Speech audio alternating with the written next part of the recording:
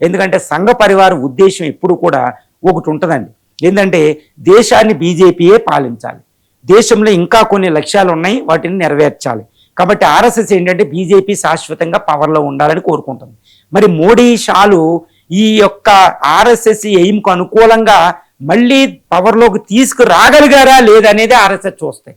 ఎవరు మోడీ షా ఉన్నారా ఎవరున్నారో ఆర్ఎస్ఎస్ చూడదు, అది మనందరికీ తెలిసిన విషయమే. కాబట్టి ఇప్పుడు ఆర్ఎస్ఎస్ మోహన్ భగత్ గారు ఇప్పటికి మళ్ళీ మోడీ షా 2029లో కూడా బీజేపీని పూర్తి మెజార్టీ, ఇప్పుడు కోయిలేషన్ కాదండి, పూర్తి మెజార్టీకి మోడీ షాలు తీసుకెళ్లగలుగుతారు అనుకుంటేనే ఆర్ఎస్ఎస్ సంఘ పరివారం మోడీ షాలకు సపోర్ట్ చేస్తాయి. అదర్వైజ్ ఏంటంటే నాయకత్వం మార్పే.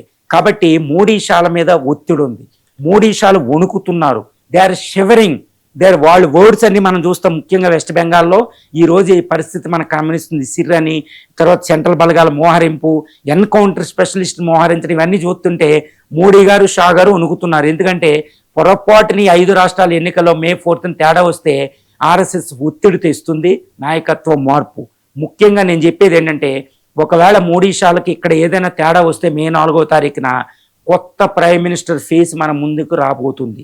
అంటే 2029 లోక్సభ ఎన్నికలకు ముందే 2026 చివరికే ప్రైమ్ మినిస్టర్ ఇప్పుడు మోడీ గారి స్థానంలో, మోడీ గారు 2029 వరకు ఉన్న కొత్త ప్రైమ్ మినిస్టర్ ఫేస్ మనకి బీజేపీ తరఫున డిక్లేర్ కాబోతుంది. అంటే ఏంటి, మోడీ షా రిటైర్మెంట్ అనివార్యం అని ఆర్ఎస్ఎస్ ఒత్తిడితో బీజేపీ ప్రకటించే అవకాశం ఉంది. మోడీ షాల యొక్క డామినెన్స్ ఇంకా ఉండదు. ఎందుకంటే ఒక్కటి గుర్తుపెట్టుకోవాలి, బీజేపీ క్యాడర్ వింటారు, ఆర్ఎస్ఎస్ ప్రచారకులు వింటారు. నేనేమి విశ్లేషణే చెప్తున్నా. ఎందుకంటే ఆర్ఎస్ఎస్ ఉద్దేశం బీజేపీ అధికారంలో ఉండాలి, మోడీ షాలు కూడా ఏంటంటే బీజేపీ అధికారంలో ఉండాలి. కానీ వాళ్ళ అధికారం ఇవ్వలేని పరిస్థితుల్లో కొత్త నాయకత్వం మార్పు అనేది, కొత్త రక్తం జంజీకి అనుకూలంగా రావడం ఆర్ఎస్ఎస్ కోరుకునేది.